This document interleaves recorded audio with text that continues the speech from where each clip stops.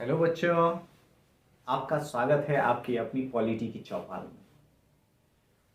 Polity की चौपाल में हम भारत के संवैधानिक इतिहास पर चर्चा कर रहे हैं और इसी क्रम में हमारा आज का विषय है 1947 का भारत स्वतंत्रता अधिनियम। 1947 के भारत स्वतंत्रता अधिनियम को समझने से पहले हमें थोड़ा पीछे जाकर कैबिनेट मिशन के बाद की स्थिति को समझना होगा। तो बच्चों, मैंने पिछले वीडियो में आपको कैबिनेट मिशन के बारे में बताया था। तो कैबिनेट मिशन का प्रस्ताव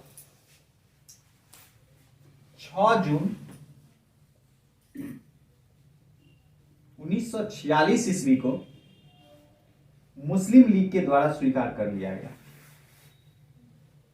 और इसे ही 25 जून 1947 ईस्वी को कांग्रेस के द्वारा स्वीकार कर लिया गया। तो इस प्रकार 6 जून 1946 को मुस्लिम लीग द्वारा और 25 जून 1946 ईस्वी को कांग्रेस द्वारा कैबिनेट मिशन के प्रस्ताव को स्वीकार कर लिया।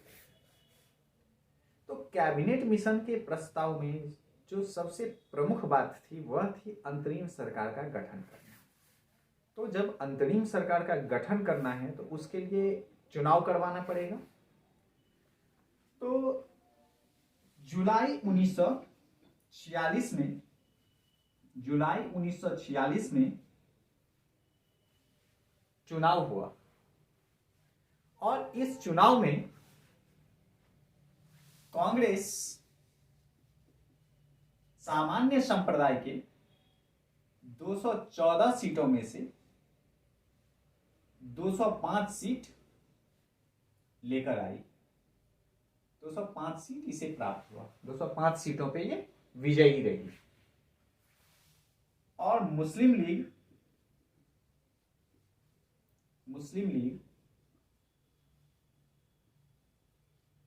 मुस्लिम प्रतिनिधित्व वाले 78 सीटों में से 73 सीटों पर विजयी रही। 73 सीटों में इसे जीत हासिल हुई और साथ ही साथ कांग्रेस को 4 सिखों का भी समर्थन हासिल था। सिख प्रतिनिधियों का भी समर्थन हासिल था। अब इसके बाद सरकार का गठन होना था, परंतु बीच में ही मुस्लिम लीग के द्वारा मांग रखी गई कि मुस्लिमों के लिए भारत के राजनीति में आरक्षण का प्रावधान किया जाए, अर्थात मुस्लिम प्रतिनिधियों के लिए आरक्षण प्रदान की जाए। परंतु कांग्रेस सहित ब्रिटिश सरकार इस पर सहमत नहीं हुई और जब सहमत नहीं हुई तो मोहम्मद अली जिन्ना के द्वारा, साथ ही मुस्लिम लीग के द्वारा इस कैबिनेट मिशन को मानने से इनकार कर दिया गया। कैबिनेट मिशन के प्रस्ताव को मानने से इनकार कर दिया गया। डायरेक्ट एक्शन डे या हिंदी में कहें तो प्रत्यक्ष कार्यवाही दिवस की घोषणा की गई। अब ये प्रत्यक्ष कार्यवाही दिवस क्या थे? प्रत्यक्ष कार्यवाही दिवस के परिप्रेक्ष्य में की आड़ लेकर मुस्लिम लीग ने मुस्लिमों को भड़काने का प्रयत्न किया और सबसे पहले प्रत्यक्ष कार्यवाही दिवस कोलकाता में मनाया गया, जहां पे बंगाल का मुख्यमंत्री सुहरावर्दी था।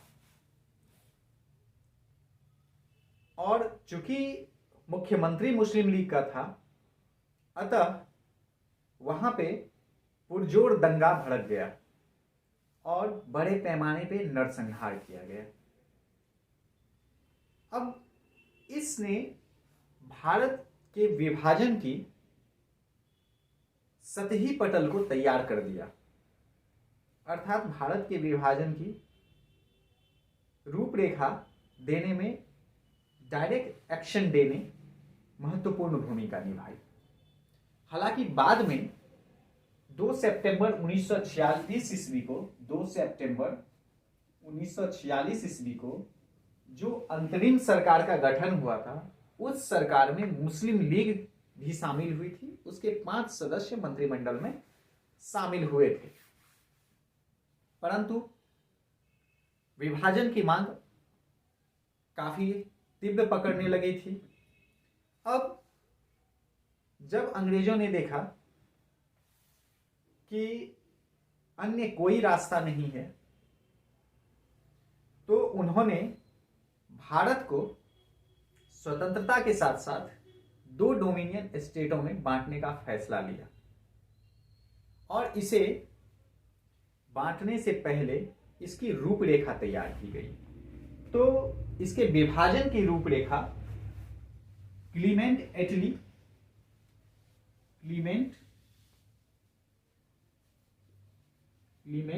एटली जो तत्कालीन प्रधानमंत्री थे, और प्लस लॉर्ड माउंटबेटन जो तत्कालीन वाइसराय थे, इन्होंने मिलकर तैयार की। और क्लीमेंट एटली द्वारा फरवरी 1947 में घोषणा की गई, माफ कीजिएगा, फरवरी 1946 में घोषणा की गई थी कि भारत को 1948 तक पूर्ण स्वतंत्रता प्रदान कर दी जाएगी। अब ये रूपरेखा तैयार होने के बाद 4 जुलाई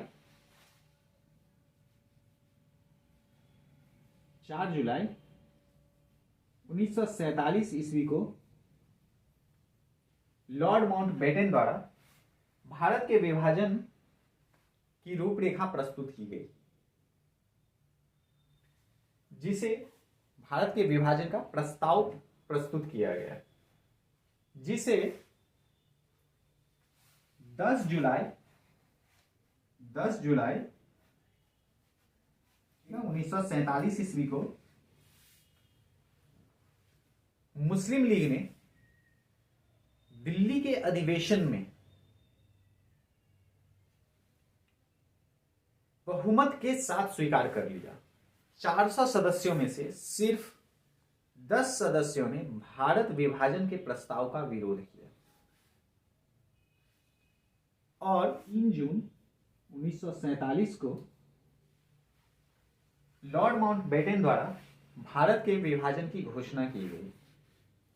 और 10 जून 1947 को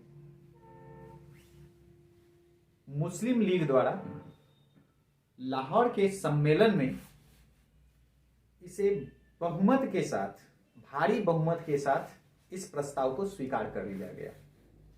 400 में से सिर्फ 10 सदस्यों ने इसका विरोध किया।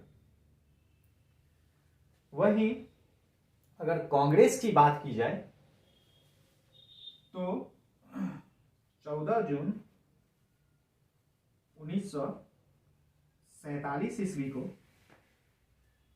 गोविंद बल्लभ पंत द्वारा कांग्रेस महासमिति के समक्ष भारत विभाजन संबंधी प्रस्ताव पेश की गई। और इस प्रस्ताव के समर्थन में कांग्रेस के लगभग बड़े नेता थे, चाहे गांधी जी हो, नेहरू जी हो, पटेल जी हो, सभी इस विभाजन के समर्थन में थे। परंतु उसके बावजूद भी 161 सदस्यों ने या तो इस प्रस्ताव के विरोध में मत डाला या तटस्थ रहे। मौलाना अबुल कलाम आजाद का एक कथन इसमें महत्वपूर्ण है। उन्होंने कहा था कि कांग्रेस के भारत विभाजन के प्रस्ताव को स्वीकार करना कांग्रेस की एक बड़ी भूल है, परंतु कांग्रेस के पास कोई विकल्प मौजूद नहीं है। अर्थात विभाजन को स्वीकारना कांग्रेस की मजबूरी थी। तो 14 जून 1947 को कांग्रेस द्वारा इसे स्वीकार कर लिया गया। तो जब अब आप इसे एक सीक्वेंस में याद रखिए, 3 जून 1947 को घोषणा की गई, इसका प्रस्ताव पेश किया गया। इस प्रस्ताव किसके, जिसका विभाजन करना था और जो जो पक्ष थे उन्हीं के सामने प्रस्ताव रखा जाएगा। तो एक पक्ष ने इसे 10 जून 1947 को स्वीकार कर लिया, दूसरे पक्ष ने 14 जून 1947 को स्वीकार कर लिया। मतलब लॉर्ड माउंटबेटन का फैसला इन दोनों पक्षों को मंजूर था, और जब मंजूर था तो यह कहाँ जाएगी, यह जाएगी ब्रिटिश पार्लियामेंट में। और ब्रिटिश पार्लियामेंट में 4 जुलाई 1947 को 4 जुलाई 1947 को इससे संबंधित विधेयक को प्रस्तुत किया गया।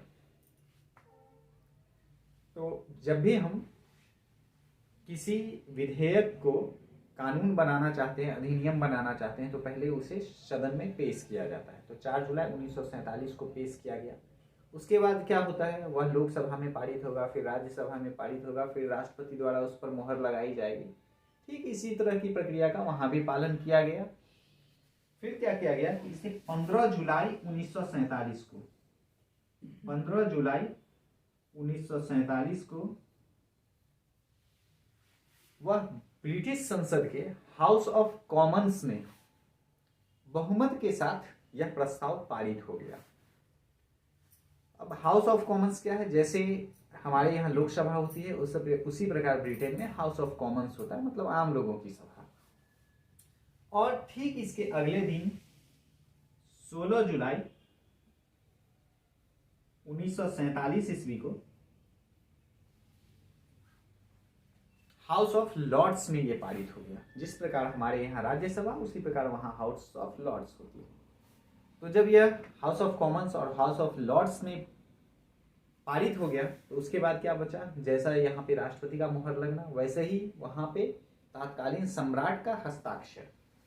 और 18 जुलाई 1947 ईस्वी को ब्रिटेन के सम्राट ने इस पर हस्ताक्षर कर दिया, और इसके साथ ही भारत के विभाजन पर मुहर लग गई।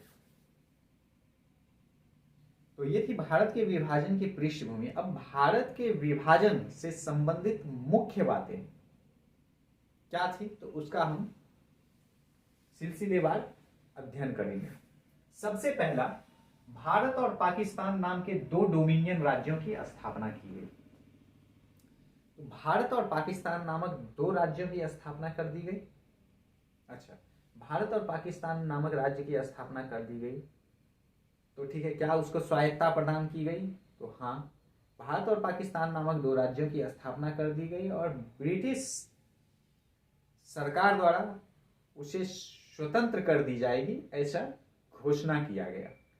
ठीक है, घोषणा करने के बाद अब वहां का शासन कौन चलाएगा, तो दोनों देशों के शासन की जिम्मेदारी वहां के संविधान सभाओं की होगी, जब तक कि वहां पे उत्तरदायी सरकार का गठन नहीं हो जाता। और वहां का शासन 1935 के भारत शासन अधिनियम के हिसाब से चलेगा। ठीक है, अब राज्य का बंटवारा किस प्रकार होगा, तो राज्यों का बंटवारा, हालांकि इसके विस्तृत अध्ययन के लिए कि राज्यों का बंटवारा कैसे हुआ वो यहाँ पे संभव नहीं है, पर संक्षेप में मैं बता देना चाहूंगा कि राज्यों का बंटवारा 2 प्रांत जो थे, बंगाल और पंजाब, इन्हें 2 हिस्सों में बांट दिया गया, और अन्य राज्य में से कुछ पाकिस्तान में और शेष भारत में सम्मिलित होना था। तो ये पहला पॉइंट था। दूसरा कि भारत एवं पाकिस्तान दोनों अधिराज्यों में एक एक गवर्नर जनरल होंगे। तो भारत और पाकिस्तान दोनों जो अधिराज्य थे उनमें एक एक गवर्नर जनरल होंगे। ठीक है, गवर्नर जनरल होंगे, लेकिन आखिर गवर्नर जनरल कौन होंगे, उनका चुनाव कौन करेगा, वाइसराय क्यों नहीं होंगे। पहले तो वाइसराय होते थे ना, तो वाइसराय का पद समाप्त कर दिया गया था, इसलिए वाइसराय नहीं होंगे, गवर्नर जनरल होंगे। ये भारत 1947 का जो भारत स्वतंत्रता अधिनियम था, इसके द्वारा वाइसराय का पद समाप्त कर दिया गया था। तो अब क्या होंगे, अब गवर्नर जनरल होंगे, और उनका चुनाव भारत के गवर्नर का चुनाव भारत के मंत्रिमंडल द्वारा किया जाएगा, पाकिस्तान के गवर्नर का चुनाव पाकिस्तान के मंत्रिमंडल द्वारा किया जाएगा। और साथ ही साथ अगर पूछ ले कि भारत के प्रथम गवर्नर जनरल कौन थे, तो आपका उत्तर होना चाहिए भारत के प्रथम गवर्नर जनरल थे चक्रवर्ती राजगोपालाचारी, सी राजगोपालाचारी, गोपालाचारी। और अगर पूछ ले कि पाकिस्तान के प्रथम गवर्नर जनरल कौन थे, तो पाकिस्तान के प्रथम गवर्नर जनरल थे मोहम्मद अली जिन्ना, मोहम्मद अली जिन्ना। अब तीसरा पॉइंट, जब तक अस्थायी सरकार का गठन नहीं हो जाता तब तक संविधान सभा विधानमंडल के रूप में कार्य करेगी। अर्थात जब तक सरकार का गठन नहीं हो जाता है तब तक विधानसभा द्वारा ही सरकार की तरह काम किया जाएगा। चौथा पॉइंट, जब तक संविधान का निर्माण नहीं हो जाता भारत का शासन 1935 के भारत शासन अधिनियम द्वारा होगा। अगला पॉइंट, देशी राज्यों को स्वैच्छिक रूप से भारत या पाकिस्तान में शामिल होने का अधिकार दिया गया। देशी राज्य मतलब वैसे राज्य जहां पे अभी भी राजा शासन करते थे, अंग्रेजों के छत्रछाया में राजा शासन करते थे, उन्हें यह अधिकार दिया गया कि वे स्वैच्छिक रूप से भारत में रहना चाहते हैं भारत में रह सकते हैं, अगर पाकिस्तान में रहना चाहते हैं तो वो पाकिस्तान में रह सकते हैं। साथ ही उन्हें जिनके साथ संबंध रखना है वह उसके साथ संबंध बना सकते हैं, उसके साथ संबंध रख सकते हैं। अगला, शाही उपाधि से भारत का सम्राट शब्द समाप्त कर दिया गया। इसका तो अब कोई मतलब नहीं था क्योंकि भारत में गणतंत्र की स्थापना होनी थी, और साथ ही साथ भारत में ब्रिटिश का भी भारत पर नियंत्रण नहीं रह गया कि वहां के सम्राट का नाम चलेगा, तो अतः भारत का सम्राट शब्द को समाप्त कर दिया गया। और ब्रिटिश सरकार और भारतीय राजाओं के बीच हुए जो भी समझौते, संधियां और अनुबंध थे, सब स्वतंत्रता के बाद समाप्त हो जाएंगे, ऐसा प्रावधान किया गया। मतलब ब्रिटिश नियंत्रण से वो मुक्त हो जाएंगे। तो इस प्रकार भारत स्वतंत्रता अधिनियम 1947 के ये प्रमुख बिंदु थे। उम्मीद करता हूं कि आपको इससे अच्छी जानकारी मिली होगी। अब मिलेंगे हम अगले वीडियो के साथ पॉलिटी की चौपाल में।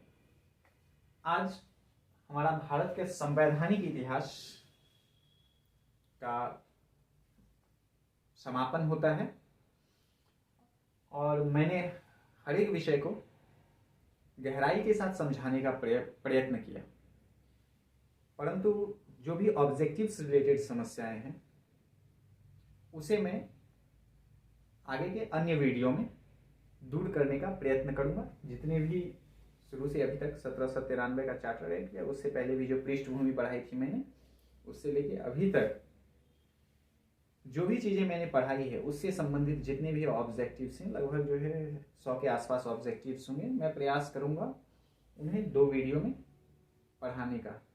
लेकिन ऐसा नहीं है कि उसे मैं जस्ट वीडियो बना के डाल दूंगा, हो सकता है किसी और विषय पे, टॉपिक पे बनाऊं, परंतु मैं उस पर वीडियो बना के अवश्य डालूंगा ताकि आपको ग्रुप डी, एसएससी, रेलवे, इस एनटीपीसी, इस सब तरह के परीक्षाओं में आप उसका लाभ उठा सकें। तो ठीक है, मिलते हैं अगले वीडियो में।